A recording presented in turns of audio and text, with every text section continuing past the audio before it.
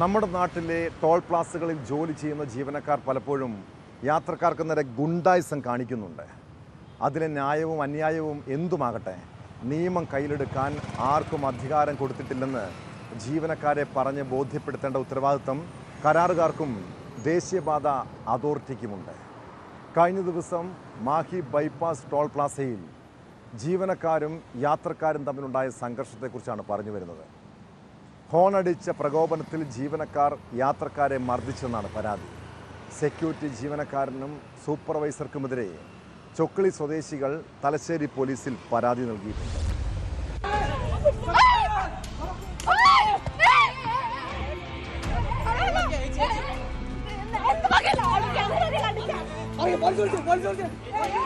കണ്ണൂരിൽ നിന്ന് തലശ്ശേരിയിലേക്ക് പോവുകയായിരുന്ന സ്ത്രീകളും കുട്ടികളും ഉൾപ്പെടെയുള്ള യാത്രക്കാരാണ് പരാതി നൽകിയത്.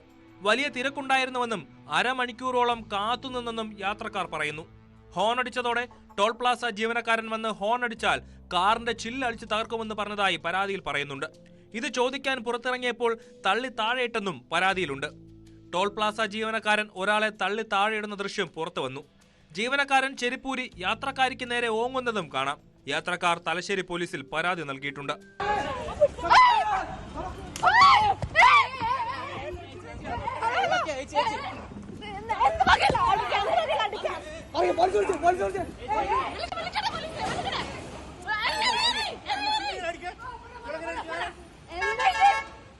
അതേസമയം ടോൾ നൽകാതെ വണ്ടി നിർത്താതെ പോയത് ചോദ്യം ചെയ്തപ്പോഴാണ് സംഘർഷമുണ്ടായതെന്നാണ് ടോൾ പ്ലാസ ജീവനക്കാരുടെ വാദം. സെക്യൂരിറ്റി ജീവനക്കാരൻ യാത്രക്കാരനെ തള്ളിയിട്ടതോടെ സ്ത്രീകൾ ഉൾപ്പെടെ പുറത്തിറങ്ങി ടോൾ പ്ലാസ ജീവനക്കാരെ മർദ്ദിക്കാൻ ശ്രമിച്ചതായും ഇവർ പറയുന്നു.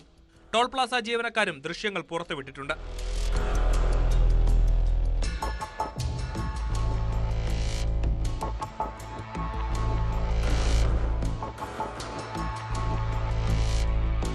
ടോൾ പ്ലാസയിൽ അരമണിക്കൂറോളം കാത്തുനിന്നിട്ടും വാഹനങ്ങൾ കടത്തിവിടാൻ തയ്യാറാകാതെ വന്നതോടെയാണ് ഹോൺ അടിച്ചതെന്നാണ് യാത്രക്കാർ പറയുന്നത്.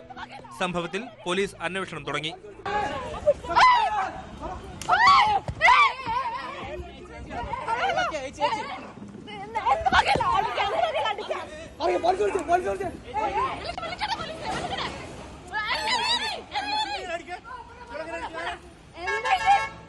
ന്യൂസ് 18 കണ്ണൂർ.